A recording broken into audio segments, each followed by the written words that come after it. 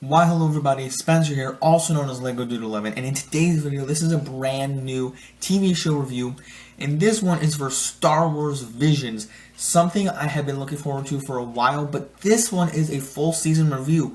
Actually surprising that they dropped it all on the same day, so we are going to talk about all 9 episodes today. We didn't have to wait for everyone to be released each week, so that's what we're going to be talking about today, so let's discuss.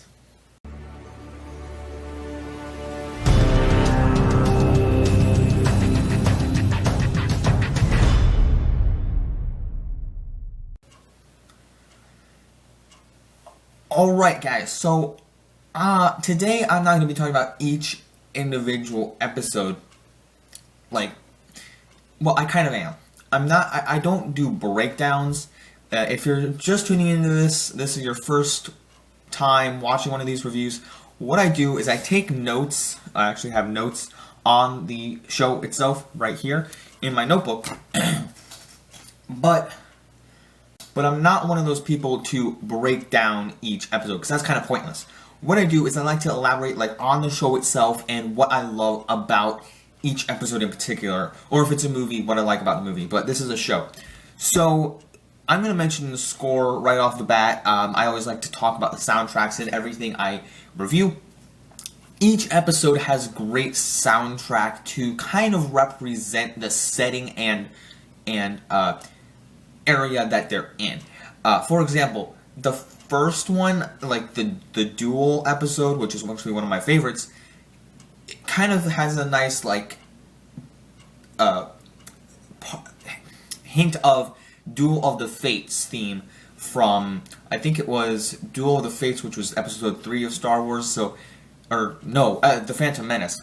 So yeah, I like that they kind of had some of that theme in there, as well as in the last episode, they kind of had this bongo type theme going to represent they're in a jungle, or the setting landscape that they're in. Also, number 3, there were just different different elements to the soundtrack in general that made it nice to think, okay, they're in this area, and now even though you're watching it, it makes sense, because if they had a bad music, it wouldn't fit well. But I felt like I could vibe with each episode in that way, with each theme in the setting in particular.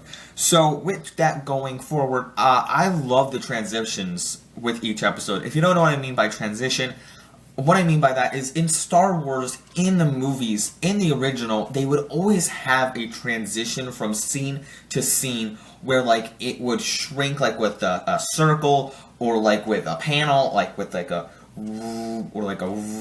so I loved how they did that with these episodes in particular. I felt it was so disappointing when they kind of did that with The Force Awakens, but when in the Disney movies, they didn't really seem to do that, and it disappointed me. I always loved how Star Wars transitioned like that. And now, Mandalorian didn't really do that, but I didn't feel like that was maybe they did, but it wasn't something that show needed. But this, I loved how they transitioned it, from scene to scene, just classic Star Wars transitioned from this scene to this scene. They would shrink it, they would panel it, or what, I don't know why I'm calling it panel, but just however, in a different way they could transition, they did. And I thought it was just nostalgic in that setting. So I just had to mention that, because I love when Star Wars does that, an homage to the original movies. It's such a great thing to see. Going onwards, each episode was a fresh, unique story, and everyone talks about, or I don't know if everyone does talk about it, but each episode is fresh and unique, and it's something that this show brings.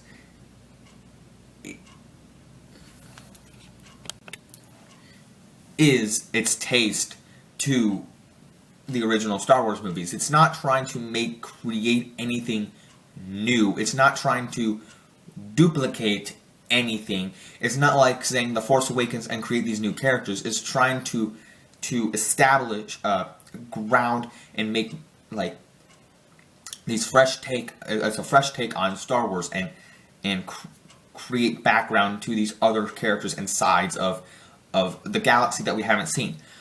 And take, by the way, this, I'm so stupid because I didn't even give a background as to what this is. Star Wars Visions is an anthology series to Star Wars. Obviously, that's what I'm talking about. But it's an anime series of seven different anime studios creators having their own ideas, visions put out on paper. Well, I guess it's on paper, and then it's on screen, and drawing them and making their own story. So, that's what I love from each thing.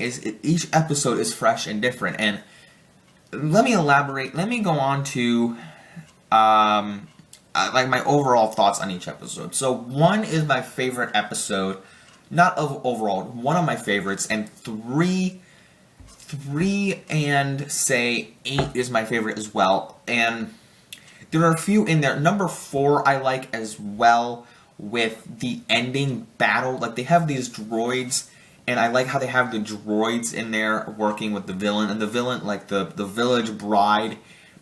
I like that episode, but I think number 3 with the twins is great battle on the Star Destroyer. I continuously rewatch it. I think it's my favorite animation of the bunch.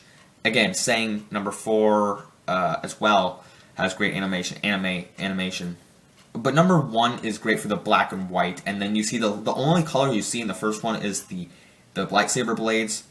And I feel like the first one has great Star Wars mythology to it. All of them do in a way, but the first one just is great. To see the two Siths battle it out, and then you realize that at the end the guy is actually has a red lightsaber. Number 2 is overall just plain old fun. I don't have anything to criticize on. I feel like people are like, oh, this one doesn't do anything for me because it doesn't have, like, it's just fun. The second one's fun. It doesn't do anything crazy big, but it's just a fun, nice to jam to, these Star Wars characters performing a band. It's all fun in games. Well, it's fun. And then number 8, like I said, I love it. It has a family element to it. This daughter, or this, I guess, girl who comes along, joins, becomes sisters. I guess I don't need to put sisters in quotes. Becomes sisters with this daughter to this guy. And then 10 years later? I think it's 10 years later. Maybe I'm wrong. I really felt engrossed in this episode in particular, like with dealing with family and betraying a member of your family. And it was really, really interesting. I don't know why I had to say really twice there, but I did. A dramatic effect, and it just kept me going. And especially with the animation in this one too. I love the Lop and Ocho episode. Just something about it, and her going. I think it was Ocho before I get them mixed up.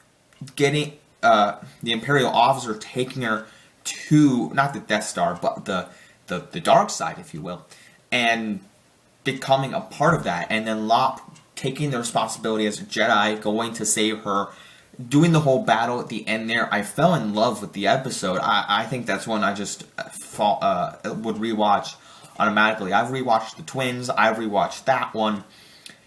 For some reason, I also liked the Toby episode, the droid, the Astro Boy.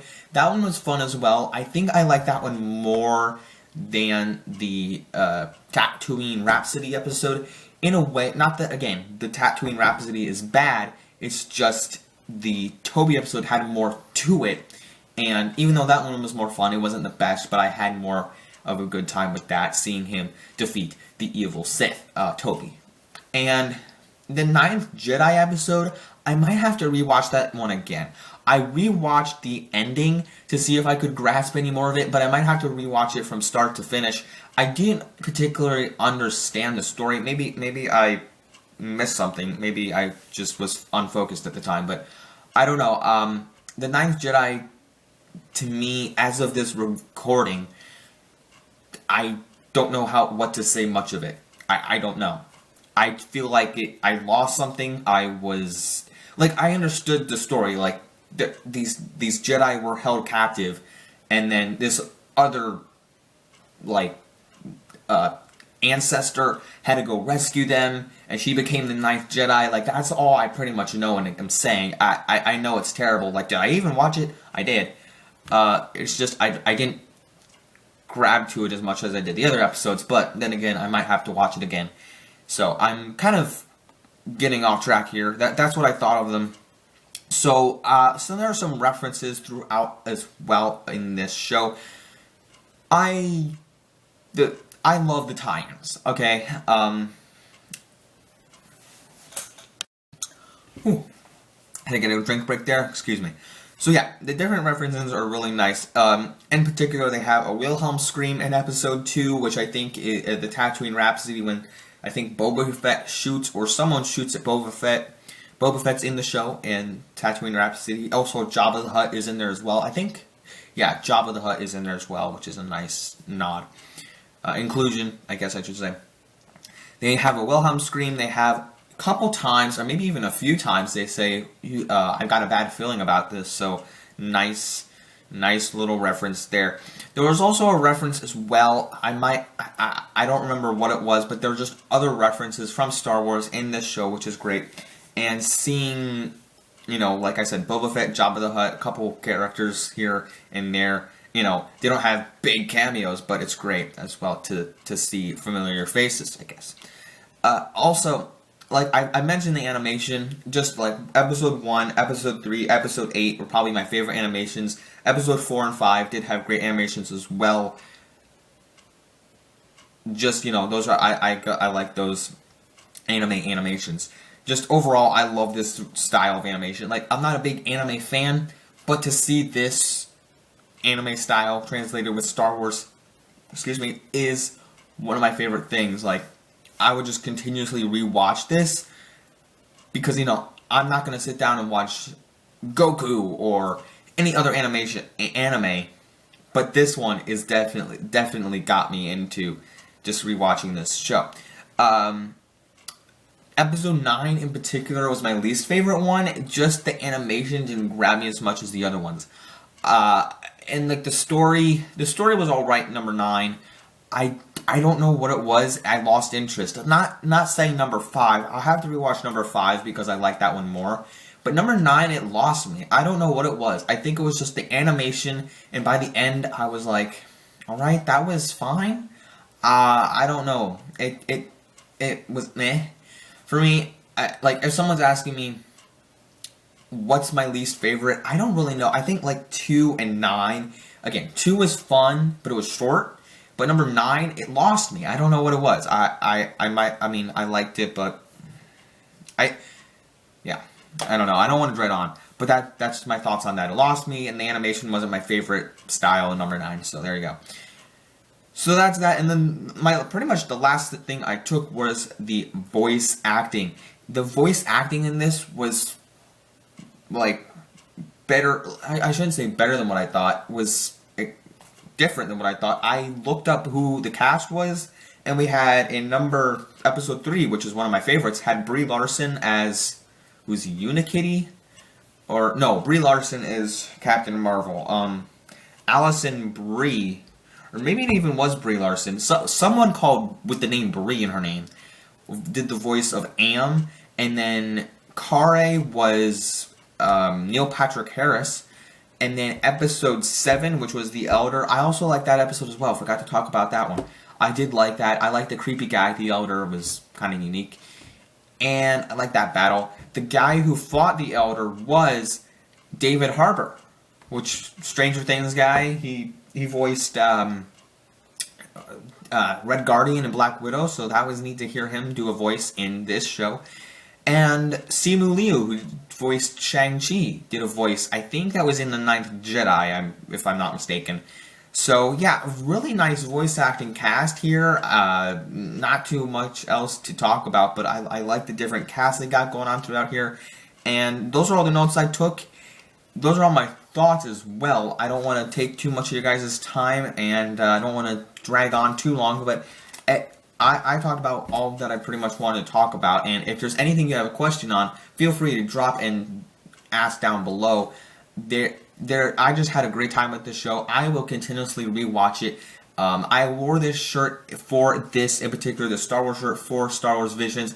I actually wore this shirt, my Shang-Chi review, forgot to wear a Marvel shirt that day. Whoopsie, I had a headache and was not focused, so just forgot to wear a Marvel shirt then. But anyway, I like this show a lot. Stay tuned for my next review, which will be What If, coming next month. And yeah, I'm super excited to get to review this all at once. Don't have to wait weekly. So thank you guys so much for tuning into this review. If you guys enjoyed it, don't forget to hit the like button. Stay tuned for more reviews to come and more videos to come. I guess just I do more videos than reviews. But stay tuned for vlogs, reviews, whatever I do here on the channel. And as always, don't forget to keep calm and play Lego. Peace out. See you next in the review. Bye, everyone.